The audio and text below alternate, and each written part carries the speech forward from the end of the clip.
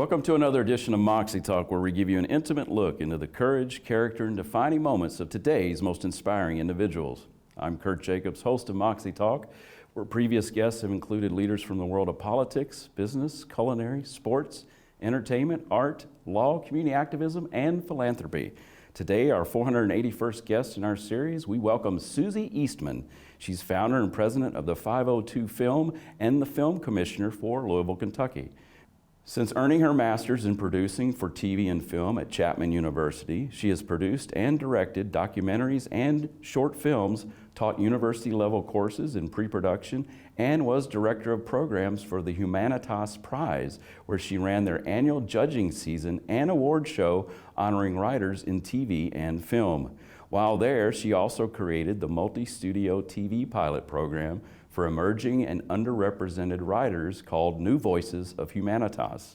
After working in LA, Los Angeles, for over a decade, she, quote, temporarily returned to her hometown of Louisville to shoot her first feature film and take advantage of Kentucky's film tax incentives through her locally crewed production and previous tenure as executive director of the Louisville Film Society, which included producing the Flyover Film Festival. Susie created deep relationships within the creative community, and she has no plans to leave.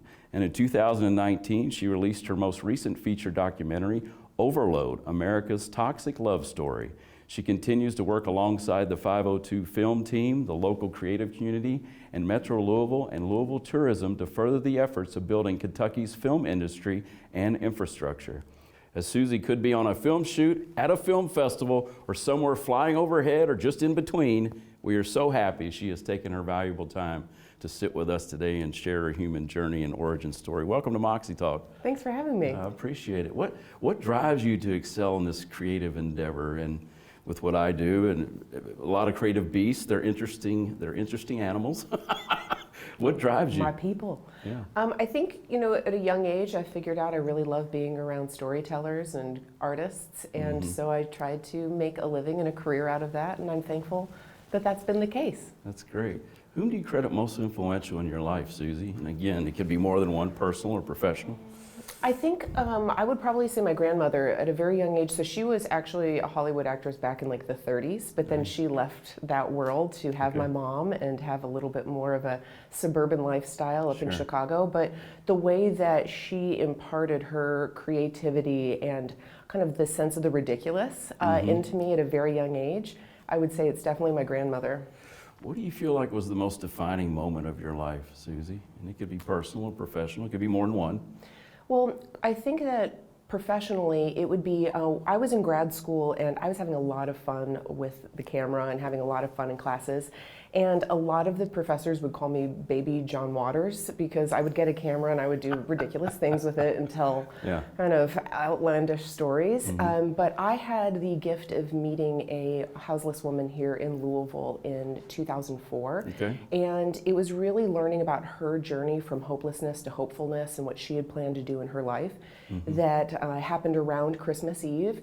And when I met her, I was so impacted by her story, and I realized, you know what, I have the opportunity when I'm behind the camera to take information and distill it into something that can be informative and inspiring. And so I think it was really in that moment of wanting to follow Denise's story and share that with other people. Unfortunately, she actually passed away 2 weeks after I met her, but she was the inspiration for my master's thesis film, which became much more focused on mindful media and being able to use film to connect and inspire versus just entertain. It's amazing how people come in and out of our life. I always like to use the metaphor like a train. They get on for a long time, sometimes they get off real quick, and they have a huge impact on your life. What do you consider to be the best piece of advice ever given to you, Susie? It can be more than one, personal or professional. I think having two parents that said, be unafraid and do exactly what you need to do. I come from a big family of self-employed people. So out of 26 of my closest family members, 24 are self-employed. Okay, so to have that around me shows almost a fearlessness, a go out there with your own drive and your own purpose and find that. And so it wasn't like I don't have family businesses that I could take over and be like, hey, I just got this business I inherited. It's no, it's not like that. But they all had their different focus that they have in their lives, and they just said, find yours. And whatever it is, we support you. When was the aha moment for you? You know, you had mentioned the houseless person earlier, when this was it. I mean, this was the pathway. Oh, honestly, I can tell you that it was Monday night of my first day of grad school. Okay. And the reason for that is because growing up in Kentucky at maybe 12, 13, I was like, oh, I really love running around with a camcorder. A camcorder that was like this size, right? That's exactly what they were. Like, and making like commercials and being like, it's a Folgers commercial. We're your mom's kitchen. Now start making coffee. You know, it's like, and they like grabbing people off the street and being like, now will you do this or that? And people in the neighborhood are like, what are you doing? With her? Right? So you have an idea, and then you grow up. And I went to New York for undergrad, and I realized broadcast journalism was not my thing. So I came back to U of L and finished university here, knowing that what I wanted to be my next step was working in film or TV. Right. And so you have this idea that says, hey, you know, I think this is what I want to do. I applied to grad school. I went out to Los Angeles, and my first night of grad school was a production course. And sitting in there with 20 individuals from all over the country, all different backgrounds, and all of us believing that we were pursuing what was going to be our career, you know, by starting this sort of education. I called my mom because class was from 7 to 10. It was 1 o'clock in the morning because I was calling at 10 p.m. Pacific time. And I was like, we guessed right. We guessed right. And I think that that was like the coolest moment to be like, I've moved all the way across the country. I've enrolled in this program. And to sit in there with like-minded people and say, I'm entering the industry that I know I'm going to love. That was it. So what is it like to be Soozie Eastman? As I say, when nobody's looking, you know, late at night, your head's on the pillow or the bubble bath, I don't know what you do, but like, what's it like when no one's around? Because that's what I think is always fascinating about people. I would say hectic, productive. I don't have very much downtime, but I kind of like it that way. I am very active in multiple different areas of my life. I'm a mom. I love my company, 502 Film. I love my friends, the creative community. So I keep myself very busy, but it's a lot like a film set in a way. There are a lot of moving parts, a lot of things going on, and to me, I'm very stimulated and excited by the life that I live and I've chosen to live and I've built for myself. So a day in the life is a little hectic, but always pretty fun, positive. I love that. I love that. So we're going to do a quick, what I call life and pics. I'm going to hold these up, and you can tell the audience this is you on the cover of The Voice. Yes. How did that go? Oh, that was fantastic. It was really cool that they were interested in kind of my journey of like how I've created my career and my family, all by choice. Yes, we'll talk about that. And this is Hugh with Governor Beshear. Looks like Kentucky Colonel, maybe? Yeah. 2 times over. Oh, 2 times? Oh, yeah, because one's not enough. No, because one's not enough. I had to get one when I was 6 months old because apparently that was... You've achieved so much at 6 months. But back in the day, like families you could do that and ask for favors. But now this meant so much more to me because it's like a reflection of some of the work that I've been putting in for our state. So it felt good. And I obviously love our governor. So yes, he's a good dude. He's a good dude. He's a good dude. I'm Colonel as well, so that and a bag of chips will get you into... We're not referring to each other by name. We're just Colonel and Colonel. Colonel, okay, that'll work. Okay. That'll work. And here you are. Is this involving your documentary, right? Yeah, and I just like to surround myself by JPEGs of different products in all of my photos. No, that is the main promo shot for my documentary Overload, America's Toxic Love Story. Cool, and there's the title shot or the movie poster, however you'd like to describe it. Yes. How'd you come up with the name? I think it really, obviously it was about the amount of toxins that we have in our bodies, and it's an incredible amount. So we're kind of overloaded and bombarded by these things throughout our daily life. Oh, hey, by the way, I'm real fun at parties. I'm like, we are bombarded by toxins in our lives. Don't drink that, don't eat that. Don't touch it, don't smell that, don't wear that. I'm real fun. No, I'm pretty moderate, 80-20 rule for me. But Overload, America's Toxic Love Story. It's because all of the things we like, all the products we use that we love can expose us to things that could ultimately be a little on the negative side. But for me, again, I like to be a bit middle of the road on that. But yes, Overload, America's Toxic Love Story. Here you are looking very political. Oh yes, really excited to be speaking about the growth of the film community at the announcement for the Louisville Gardens back in December Absolutely. 22. And we'll talk about that. It looks like a big outing here. That is our annual wrap party for 502 Film, where That's about great. 300 or 400 filmmakers come out to celebrate what we do. Who's this cute little one? That's my tiny human. That's Yes. Irie. I love it. Yeah, that's my So baby, cute. my best production to date. Exactly. I know all about that. I got one myself. Yeah. Here's your other My other half. running crew, as So I I call it. that my alpha and my omega. That That's is my great. mom, who is also the co-parent with me for my beautiful. daughter. A unique situation we have and Absolutely. we love. And here you are. Looks like an outdoor. Yes, I brought Mayor Greenberg and Rachel Greenberg to set for Bob Trevino Likes It to meet That's John great. Leguizamo and the There we go. team there. There we go. Looks like another fun outing here. Yes, that's our annual Sundance party for Kentucky Film. We have about Nice. 400 people that we entertain there, and then bring roughly 20 to 40 million dollars of films from that Wow. party to Kentucky. What do you feel people get wrong about Soozie Eastman? In other words, do you ever feel misunderstood? Do I ever spend 1 minute of my day thinking about that? I don't. That's great. There's not enough time to think about what people, I mean, and I don't mean this like in this irreverent or like No, I kind of understand. careless sense, because obviously I don't want to hurt people's feelings. I'm not out to take people down. I am community and cohesive minded. But if I spend time looking in the mirror or trying to think like, what do people not like about me? What are people saying about me? It's like, that's time that I'm spending on something negative versus saying, what can I be doing with my time to connect? What can Yeah. I be doing with my time to build or to love or laugh? And it's Yeah. like, I know that sounds like or some sort of like cheesy poster, but it's the truth that it's like, I don't actually care what people get wrong about me. Can you define creative leadership, as I call it? Because that's what I consider you, a creative leader. You know, we've had a lot of servant leaders, thought leaders, community servants, but I see you more as a creative leader. Could you describe that in one word in the great English lexicon or a phrase? One word, please. Have you met me, Kurt? I I'm know, like, I know. I will give you 30 words.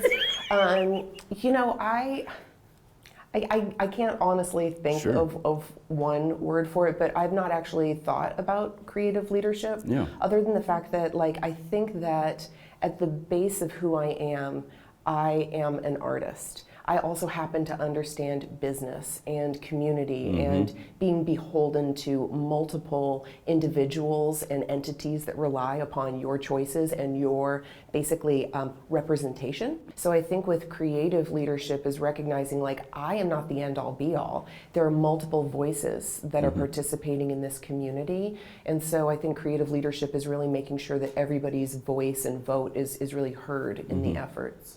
What is your why, Susie? You know, what motivates you? It's kind of like the question earlier. You know, we all have our days. We're human. I call it the human condition. You can be very good at what you do, doing what you love, but you have good days and not so good days, and there's a lot of reasons for that. But what is your why? What keeps you going, you know?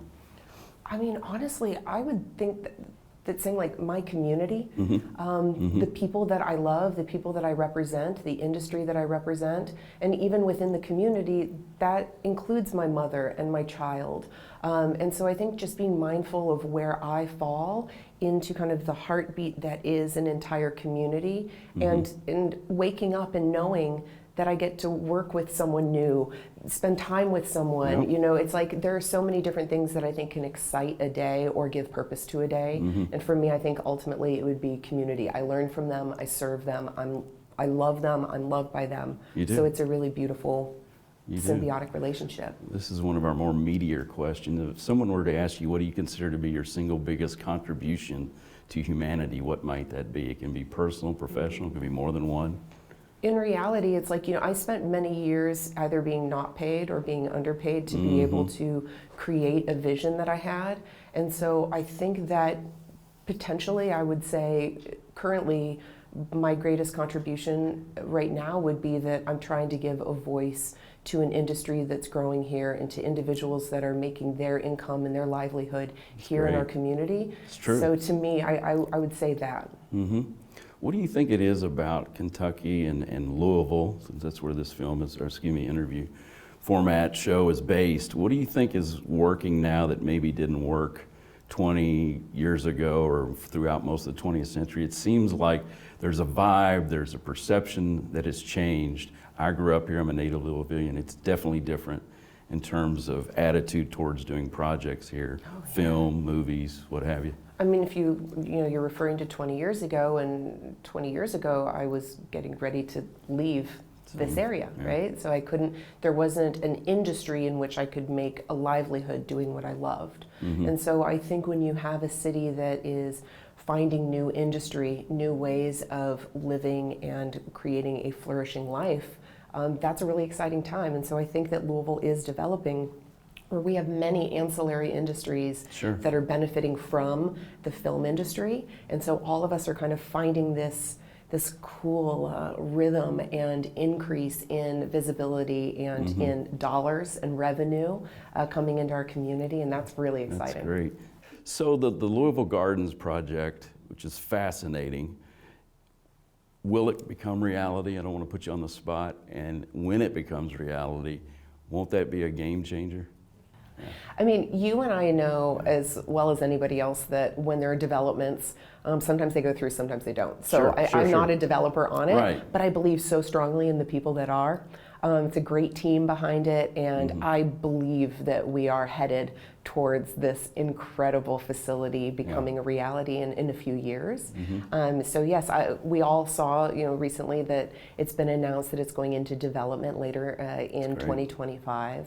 So it'll be very interesting to see how quickly that can turn around. I suppose it'll be a couple years because it's a behemoth project. Yes, it is. But I think that it will be what I refer to it as is the jewel in the crown. I think we really need that sort of large facility to level up, but I'm really excited for all it stands for. Could you describe in particular detail a scenario instance where you utilized your own philosophy on leadership? You kind of mentioned integrity earlier. I kind of looked at it as authenticity. In other words, where you utilized your viewpoint on getting something done. Leadership, I always say, is great when everyone agrees with you and you can kind of get the big head, if you will. It's when the resistance comes and you know that you're right. It doesn't mean you're right, but you believe you're right, and you have to convey and influence people, a group of people, to get them to the end goal. That's kind of what the question is about. Well, I think if you're on a road less traveled, which is a film economy in the state of Kentucky, so we are not New York or Los Angeles where this industry has existed for decades. We are in a situation where we're introducing production to people. Films are shooting throughout our community. We have a film tax incentive. And so you have individuals who might say, hey, is this actually something we need to be bringing into our community? Is this an area we need to be focusing on? And so I think when you speak to people and you recognize that they might have their own theories of what it means to have film in our community, to sit down and be able to show them, hey, these are the economic impacts. These are the individuals that have been able to move back home to Kentucky. These are the people that can pay for their beautiful homes and their livelihoods and be able to work and stay right here in our community. And films also showcase the beauty of our city and state. And so I think sitting down and talking to people who might not otherwise know the impacts and the positive side of having production in our community, that's been something where I've had to do some pushing back. But I find most of the time people, once they understand and they hear more, they're like, oh wait, actually this is really exciting, and can I get it into background acting? So you're like, yes, of course. So we just started this conversation where you were like, I don't know if I want Hollywood in Kentucky. And now you're like, actually, can I be a part of that? And you're like, yes, it's here for everybody. What do you consider your biggest pet peeve? Could be more than one person, professional. We all have them. So I mean, it's literally, it's touching my face. I mean, that's like literally the only one. People chewing too loud. I don't know. I lived in New York, so anytime somebody touches my face, I imagine like being out in the city streets with like dirty hands and being like, ugh. But I don't really have, I honestly, for being as type A and particular as I am, I also have a side that's like super kicked back and kind of like, hey, go with the flow. That's great. Well, that's good. That's good. Control on some things and liking things to be a certain way on some things, and then just being like, you know what, no pet peeves. What does Soozie Eastman stand for? S is for the smile I give. No, I mean, sorry, I didn't know if you wanted. No, I mean, in other words, we humans, we perceive people, we put a perception on them, but how do you perceive yourself? So maybe a better way to couch it. I would hope Like the way that I perceive myself or want myself to be perceived is approachable, inclusive. Really, I will make time and space for anyone in the best capacity that I can. And so I think that inclusivity would be my number one word. I want space and time for every single person, whether they are like me or not, unless they're not a kind person. I mean, like, then I'm like, you know what, then inclusivity has some limitations. Yeah, exactly. But I think it's about making sure that my world is full and includes all types of humans and individuals. So you have a unique motherhood story, and I want you to share that because I would suspect, being male, I don't know, but a lot of females out there that might see this, that might have interest in pursuing the pathway to motherhood that you have. Please share briefly. It's pretty amazing, and it's so Susie though. It's so freaking Susie. It's just the way you would roll, you know, back to the planning on the computer late at night for your pregnancy. And again, like road less traveled, right? It's like if you go back to little me and having parents that said, do you the best way you can do you, like be authentically you, is like, yes, I had a road less traveled when it came to my motherhood journey, and basically I love working. And I told my doctor in LA, hey, let me know when it's go time for having a kid because I just want to keep working. Everybody in Kentucky thinks I should already be a grandparent because I'm over 35. But in LA, they're like, go baby, go. We can keep doing this. Janet Jackson was 52. Keep making the movies, baby. So I was just like nose down doing my thing, getting ready to finish my first feature film. And then my doctor in LA was like, by the way, it's go time. And I was like, okay, so like October? It was January. And she was like, no, like soon. I was like, how about May after Derby? Again, I like to plan things. And she's like, no, like in 8 days. And I was like, that's a really quick turnaround time to try to conceive a child, but let's do this. So I called my mom and I was like, hey, you know, this is kind of some news I wasn't expecting, but I think I need to consider making a kid in a short period of time. And she was like, you know what, I'm without a partner, you know, as I'm experiencing this. Minor detail, I wasn't partnered. I was like between LA and Louisville 50-50, living that fun filmmaker life, and then all of a sudden you're like, oh my gosh, wait. I have a ticking clock, and that clock's coming to a close. I've got to do something quickly. So long story short, my mom has her own business. I have my own business, and my mom was like, I would have loved to have had more kids. So if you're open to it, like I'd be very open to parenting a child with you. And so I was like, let's go have on a baby. Except not, because she's financially and legally entirely my child, but my mom and I raised my daughter in our own independent homes. And so my daughter has two moms, my mom and me. There's your next movie. I live it. I don't need a movie about it. I wake up to it every day. I love this next question. You granted 2 weeks today. You are driving your own bus. You know, money's no object, ideally no technology. Am I dying at the end of these 2 weeks? No, this is not like terms of endearment. I'm going on an adventure. I'm not like the adventure is death at the end. No. Okay, all right. We're all going to do that, but that's another TV show. In other words, it's no responsibility, 2 weeks, 14 calendar days, 10 business days. So it's a chunk of time. It's not a weekend. All right. Where do you go? What do you do? Who do you take with you? I, right now, would really like a hammock on the beach and no one able to find me, cell phone away. That's what I said, no technology. Yeah, it's like I really like the idea of just escaping and being on a beach. I think probably going, you know, full circle to go visit my family probably down in Costa Rica. They they live in the jungle. And you can sit in a hammock and eat pink grapefruit with monkeys. And so I feel like I miss my family. I'd love to go see my. Now, are these cousins or grandparents or whatever? These are cousins. Okay, just trying to get a perspective for the so these are all like first cousins. I don't come from a big family, like immediate family. It is my mom and my daughter and myself. That's all we have. But we also have built a beautiful family around us, of chosen family.